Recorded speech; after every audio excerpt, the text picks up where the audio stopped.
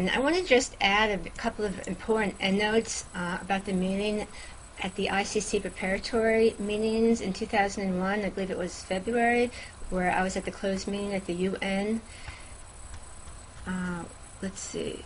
And I wrote the irrefutable proof the ICTY is a corrupt court, and the irrefutable proof that the Hague Court cannot legitimately prosecute the Karadzic or any other Bosnian Serb or other trial at The Hague.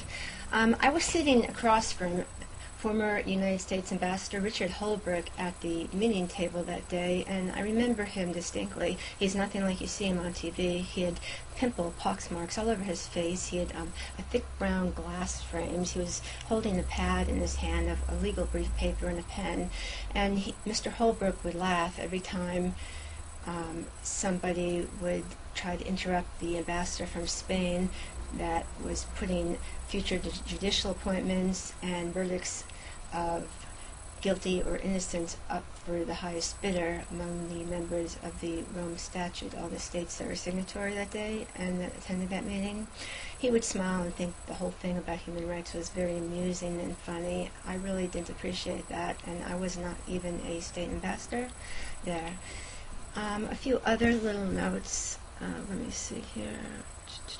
Yes, I did witness with my own eyes and ears when attending the 2001 preparatory meetings that day to establish a newly emergent international criminal court, the exact caliber of criminal corruption running so very deeply at The Hague, that it was a perfectly viable topic of legitimate conversation in that meeting that day I attended, that all the Rome Statute member signatory states had a substantive, very lengthy conversation about trading judicial appointments and verdicts of guilt or innocence up to the highest bidder of who funded the ICTY and the newly emergent ICC court that day. I'm going to take a lie detector test, a polygraph test, anytime, and I challenged ICTY prosecutor Brommertz to take one along with me. Why not?